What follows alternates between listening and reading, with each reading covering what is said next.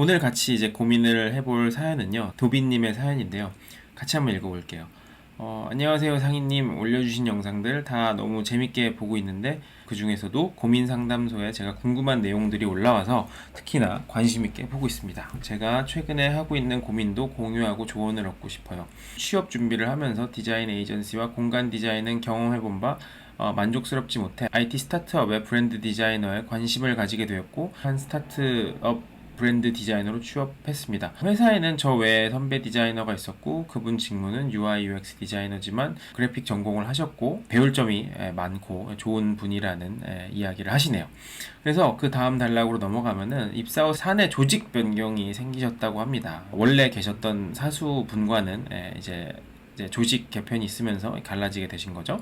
그래서 어떻게 보면은 이제 여러 어려운 환경에서 다른 사수분들에게 물어보러 가면서 적응을 해 나가시고 있는 단계인데, 이제 회사가 성장하고 일이 많아지시면서 사수급 디자이너가 새로 채용되셔서 함께 일한 지 몇 개월 정도 되셨다고 합니다. 주니어로서 남의 디자인을 평가할 만한 역량은 안 되지만, 아무리 생각해도 그 지금 새로 오신 분이 지금 회사에서 필요로 하는 역량을 갖추었다고 보기에는 조금 부족한 면이 있다고 느껴집니다. 브랜딩에 대한 이해가 부족해 오히려 저에게 물어보실 때도 있는 분인데, 앞으로 저희 회사의 우리 회사의 브랜딩을 이끌어 나가야 합니다. 마음에 들지 않으시는 키 비주얼을 가지고 디자인을 해야 한다는 사실 자체가 좀 자존심이 상하시고 좀 싫다고 하십니다. 이런 상황에서 이직을 할지 아니면 조금 더 버텨볼지 고민을 하고 계시고요. 하루 이틀 한 고민은 아니고 이제 그분이 들어오셔서 첫 결과물을 낸 순간부터 했던 생각입니다. 제가 너무 건방지게 그분을 무시하는 걸까요? 아니면 동료의 실력이 어떻든 간에 저만 열심히 하면 되는 걸까요? 그래서 좀 답답한 상황이신 것 같아요. 그래서 주변에 이제 인하우스 디자이너로 일하셨던 분이 계시진 않으셔서 조언을 구하기 좀 어려운 상황이시고, 저한테 고민 상담을 이렇게 해주신 케이스인 것 같아요. 일단 제가 듣기에는 답답하실 수 있는 상황인 것 같아요. 조금이 아니죠. 많이 답답하실 수 있을 것 같아요. 다시 말씀드리지만 제 개인적인 생각으로는 일단 이러한 상황이 생각보다 되게 흔해요. 어느 회사, 어느 조직, 그리고 뭐 여러 가지, 특히 뭐 회사가 아니어도 학교에서도 이런 경우 있을 수 있을 것 같아요. 선배나 심지어 교수님들이 마음에 안 드는 경우도 많죠. 어떻게 보면은 내가 마음에 들지 않는 사람과, 혹은 좀 따르기 어려운 사람과 일해야 되는, 혹은 같이 일하기 힘든 사람과 일해야 되는 경우들이 많이 발생할 수 있는 것 같아요. 근데 일단 이제 근본적인 이야기로 들어가면은 그분이 이제 상사분이잖아요. 먼저 상사분 욕을 좀만 할게요. 상사분의 문제가 조금은 있을 수 있을 것 같아요. 왜냐면은 이게 문제라는 측면이 두 가지 측면에서 바라볼 수가 있거든요. 이제 인성적인 측면이 있을 수가 있고 실력적인 측면에서 있을 수 있는데, 나랑 이제 성격이 잘 맞아가지고 잘 지낼 수는 있지만 실력이 되게 모자른 분도 있을 수 있고요. 하지만 또 되게 잘하시는 분인데 나랑 진짜 성격이나 혹은 그 사람 인성이 개판이에요. 이런 사람도 너무 많아요. 그러니까 저 사람 성격도 좋고 되게 잘하고 막 이런 사람들 많을 것 같죠. 근데 그렇지 않은 분들이 더 많을 수도 있을 것 같다는 생각도 들어요. 그리고 이게 상황이나 환경 혹은 프로젝트에 따라서 아닌 사람도 그렇게 보일 수 있어요. 그러니까 막말로 제가 저를 대입을 시켜서 얘기를 해보더라도, 제가 어떤 프로젝트에 가서는 막 진짜 날라다녀요. 되게 막 사람들이 다 좋아하고 정말 친하게 지내고 작업물도 잘 나오고 이럴 수 있어요. 근데 또 제가 어떤 프로젝트에 가서는 쟤 뭐야, 저 엉망이야, 이렇게 말 들을 수도 있는 거거든요. 그리고 사람들이 다 싫어하고. 그러니까 이게 어떻게 보면 되게 복합적인 게 걸려있는 문제인 것 같아요. 쉽지 않은 상황이고 고민이라고 생각을 해요. 근데 이제 이거를 잘 정의하는 그 단어가 하나 있는데요. 뭐냐면요, 사회생활이에요. 그러니까 사회생활이라는 게 뭐 사회생활에 이런 사람 있기 마련이고 뭐 이런 놈 있기 마련이니까 뭐 네가 참아라, 뭐 노력을 해라, 뭐 이런 소리는 아니에요. 하지만 이런 일은 어떤 조직, 어떤 사회, 어떤 그룹에 가도 발생할 수 있는 일이거든요. 이럴 때 우리의 자세는 뭐냐면요, 이걸 어떻게 잘 슬기롭게 헤쳐나가냐가 중요하다는 뜻에서 사회생활이라는 말씀 드린 거예요. 그래서 몇 가지 방법이 있어요. 그러니까 제 개인적인 생각은요. 첫 번째, 들이받는 거죠. 가서 왜 이 모양이세요? 이렇게 할 수도 있어요. 혹은 대놓고 나 너 하는 거 정말 별론 것 같다고 솔직하게 피드백 줄 수도 있어요. 이게 첫 번째 방법이고요. 두 번째는요, 뭐가 있냐면요, 이 전략의 이름은요, 똥이 무서워서 피하냐 더러워서 피하지 전략인데요. 그냥 알았다고 하고 넘어가세요. 그리고 피해 다니세요. 최대한 접촉을 줄이고요, 마찰을 줄이고요, 그냥 알겠다고 하고 넘어가세요. 이 전략이 먹힐 수 있는 이유 중에 하나는요, 이 사람이 윗사람이잖아요. 윗사람이 윗사람인 이유랑 돈을 많이 받는 이유는요, 책임을 져야 되기 때문이거든요. 혹은 이제 시니어라든지 팀장이라든지 하는 사람들이 저 사람 하는 것도 없는데 뭐 이렇게 돈을 많이 받아? 왜 저 사람이 팀장이야? 하는 이유 중에 하나가요. 디자인 능력을 떠나서 이끌어가는 능력도 중요하지만 책임을 져야 되기 때문에 그런 자리에 있는 경우도 있는 거거든요. 근데 이 사람이 이러한 비주얼적인 부분, 디자인, 브랜딩적인 부분 뿐만 아니라 여러 가지 측면에서 사람들에게 신망을 받지 못하고 이런 사람이라면 이 사람은 알아서 자기가 제살 깎아 먹다가 나갈 확률도 있어요. 진짜 그런 분이라면요. 똥이 무서워서 피하는 건 아니잖아요. 그분을 똥이라고 칭하는 건 아닙니다. 하지만 상황적인 면에서 봤을 때, 그리고 환경적인 측면에서 내가 생각했을 때 저 사람 진짜 똥 같은 사람인데 이럴 수 있지만 다른 사람이 볼 때 진짜 괜찮은 사람이다 할 수도 있어요. 그건 인정하셔야 돼요. 그러니까 첫 번째 말씀드렸던 방법 있잖아요.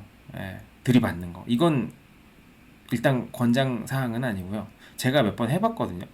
성격이 이렇게 막 마냥 좋은 편만은 아니라서 저는 윗사람들이랑 싸워본 적이 꽤 있는데 그게 비단 좋을 때도 있고 안 좋을 때도 있고요. 안 좋은 상황을 만들 때도 꽤 있어요. 왜냐? 이게 진짜 필요할 때 써먹으면 괜찮은 방법이긴 해요. 들이받는 게 누가 봐도 비합리적인 처사를 받았거나 누가 봐도 이건 정말 말이 안 되는 디렉션이거나 이거를 논리적으로 증명하실 수 있을 때는 상황을 봐서 들이받으셔도 괜찮을 수도 있어요. 무조건 괜찮다고 하는 말 아닙니다. 왜냐면요, 이게 어떻게 보면은 이 조직사회다 보니까 괜히 부딪혔다가 내가 손해보는 경우도 현실적으로 보면 생길 수는 있거든요. 혹은 내가 이거를 들이받았는데 그 사람이 경력이 많은 사람이면요, 또 그런 게 있어요. 여러 가지 경험을 해봤을 거란 말이죠. 사회생활을 더 잘할 수 있어요.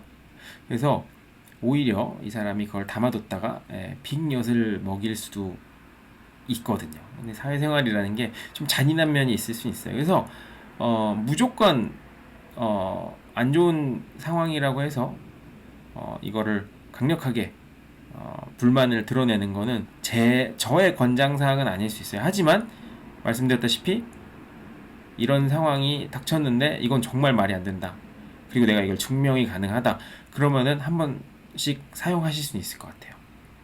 근데 잘 상황 파악해서 하셔야 돼요. 제가 할 수 있다고 해서 그거 하시면 안 돼요. 본인이 생각했을 때 이건 써도 된다, 필살기 한번 쓰자, 딱 이렇게 생각했을 때 한번 쓰시고요. 그거 아니면 쓰지 마세요. 어쨌든 근데 제가 좀 선호드리는 방식은요, 기회를 줘보는 거예요. 그러니까 일종의 이 사람을 테스트를 하는 거죠. 왜냐면 상사도 이제 상사라고 해야 되나?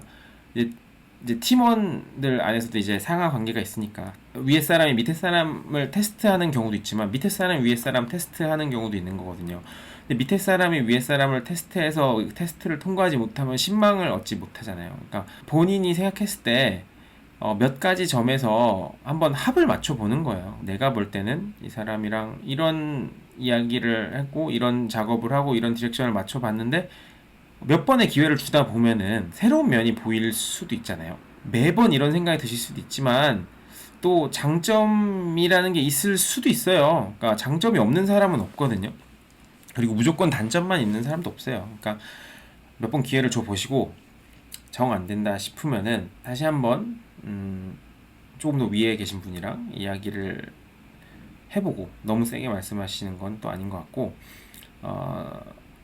솔직하지만 또 담백하게 또 예의를 갖춰서 얘기를 한번 해보시고, 그 다음에 또 어떠한 해결점이 나오지 않으면 저는 이제 그 두 번째 전략을 좀 써가면서, 괜히 무서워서 피하는 게 아닌 만큼 맞춰주고 하라는 대로 하되 이직을 고려를 해보시는 것도 답은 될 수 있을 것 같아요. 제가 저번 영상에서도 말씀드린 게 무조건 되고 2년 3년 버텨라가 아니었어요.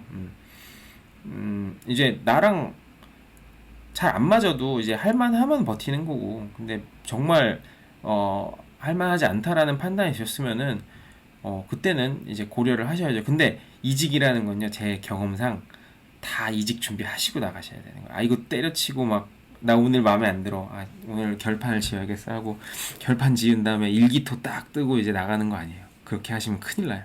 그러니까 이직은요, 스마트하게 하셔야 되니까요, 제가 말씀드린 두 번째 전략을 쓰시면서요, 이직 준비를 하시는 것도, 그럼 이제 월급도 나오면서 준비도 하고 포트폴리오 만들어 나가는 거잖아요. 그러니까 여러 가지 측면을 좀 다양하게 고민을 하시는 게 좋은 것 같아요.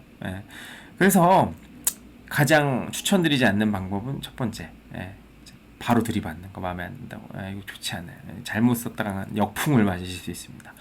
두 번째는 너무 피해만 다니면요, 이거 또 자존심 상하잖아요. 나보다 못하는 것 같은데 비만 맞추고 너무 사회생활만 스킬만 늘어가는 것 같고, 이거 또 좋지 않을 수 있거든요. 제가 말씀드린 세 번째 전략, 기회를 주세요. 그 사람도 나쁜 것만 있는 건 아닐 거예요, 분명히.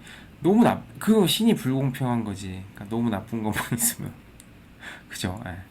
누구나 단점 있고 장점 있고, 그러니까 비율의 차이인 것 같아요. 환경에 따라 다르고 그러다 보니까 그런 측면에서 기회를 좀 더 줘보시고 장점을 찾으려고 노력을 해보시는 것도 합리적일 수 있어요. 그러다가 정 안 되면 회사 다니면서 이직 준비하세요. 그리고 준비가 딱 끝났을 때 이제 도장 딱 찍고, 그래도 한 판 붙지 마세요. 왜냐면은 이거 한 판 붙으면요, 업계에 괜히 소문날 수도 있어요. 제 저것도 전에 직장에서 그랬대더라 이런 소리 나올 수도 있으니까, 사람은 항상 좋게 좋게가 좋은 것 같아요. 저도 맨 처음 옛날에는 이제 마냥 좋게 좋게라는 걸 조금, 무조건 좋게 좋게라는 걸 이해를 못 해가지고 막 들이받고 막 이런 적 많았는데, 좋지 않더라고요. 경험에서 나온 얘기니까요. 무조건 들이받으시면 안 됩니다.